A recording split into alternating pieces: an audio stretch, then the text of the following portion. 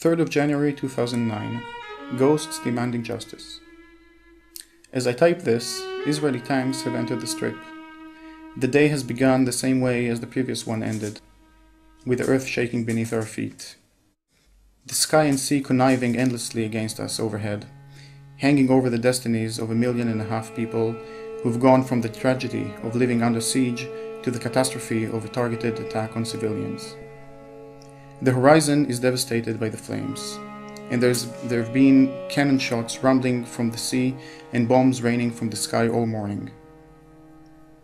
The same fishing boats we accompanied into the open sea just a few days ago, well beyond the 6 miles imposed by Israel in their illegal and criminal siege, are now reduced to charred wrecks.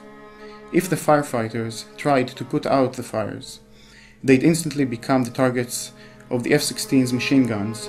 This already happened yesterday. After yet another attack, once the exact estimate of the dead is out, if this will ever be possible, the city will have to be rebuilt over a desert of rubble. Israel's foreign minister, ch.5, is declaring to the world that there is no humanitarian emergency in Gaza. Clearly, being in denial isn't the sole preserve of figures like Mahmoud Ahmadinejad, the Iranian president. The Palestinians are in agreement on one thing with ch.5, as Joseph, an ambulance driver who calls her an ex-serial killer from the Mossad, tells me. More food is indeed coming in through the borders, simply because in December, next to nothing had managed to make it across the barbed wire fence put up by Israel. But what point is there in serving freshly baked bread in a cemetery? The first priority ought to be stopping the bombing immediately, well before bringing any supplies to the survivors. Corpses don't eat. They can only provide compost for the earth. And, at the moment, Gaza has never been more fertile from decomposition.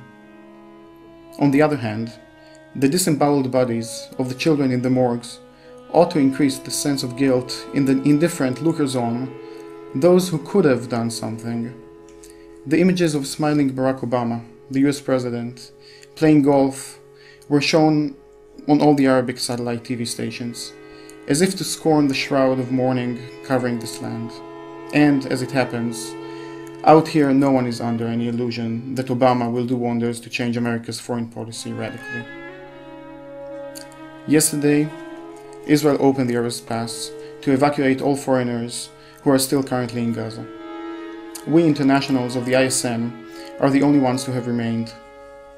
Today, we addressed the Israeli government by means of a press conference, explaining the motives that commit us to staying put. We're disgusted by the passes being opened for the evacuation of foreigners, the only possible eyewitnesses to this massacre, while they are being kept well shut to the flow of international doctors and nurses pressing to get in and bring their heroic Palestinian colleagues some relief. We're not going anywhere, because we believe that our presence is essential to provide eyewitness account of the crimes inflicted against an unarmed civilian population, hour by hour, minute by minute. We're now up to 445 dead, with over 2,300 wounded and many, many more missing. As I write this, 63 miners have been torn apart by bombs. At the moment, Israel has counted 3 victims in total. We haven't fled, as our consulates have advised us to do, because we're well aware that our contribution as human shields on the ambulances in giving first aid could be decisive in saving lives. Once again, yesterday, an ambulance was hit in Gaza City. On the previous day, 2 doctors at the Jabalia refugee camp had died when they were hit by a missile shot from an Apache helicopter. Personally, I'm not leaving the Strip, because my friends have implored me not to abandon them, my surviving friends, as well as the dead ones, who crowd my sleepless nights like ghosts. Their diaphanous faces are still smiling at me. 7:33 p.m. Red Crescent Hospital in Jabalia. While I was connected via phone to the demonstrating crowds in Milan, 2 bombs fell in front of the hospital. The front windows were shattered, and, by pure chance, the ambulances were not damaged. The shelling has become more frequent and powerful in the last few hours. Nearby, Ibrahim Makadmi Mosque has just crumbled under the bombs. It's the 10th in a week. 11 victims for now, and about 50 wounded. An elderly Palestinian lady I met in the street this afternoon asked me whether Israel thought it was still in the Middle Ages rather than in 2009, considering the way it continues to hit mosques with such precision. It's as if it is concentrating on a personal holy war against the Muslim places of worship in Gaza. Yet another downpour of bombs hit Jabalia, and then the tanks came. They, which had tormented the borders by day with their creaking, are now entering northwest Gaza and razing the houses, meter by meter. They're burying the past and the future. Whole families and an entire population illegitimately dismissed from its own land, a people who haven't found any form of shelter except for huts in refugee camps. We rushed out to Jabalia after another terrible menace showered down from the sky last Friday evening.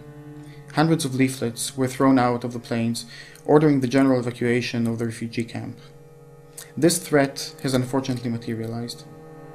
The most fortunate have managed to escape instantly, taking a few possessions with them, a TV, a DVD player, and a few pieces of memorabilia from the life that once existed in Palestine, a land lost about 60 years ago.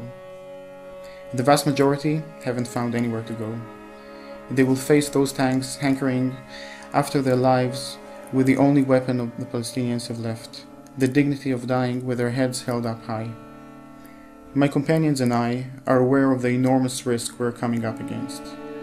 Tonight, more than any other night. But we're more at ease in the midst of this Gazan hell than relaxing in a metropolitan heaven in Europe or America, where people celebrating the new year and aren't really aware of just how complicit they are with the butchering of all these innocent civilians. Stay human.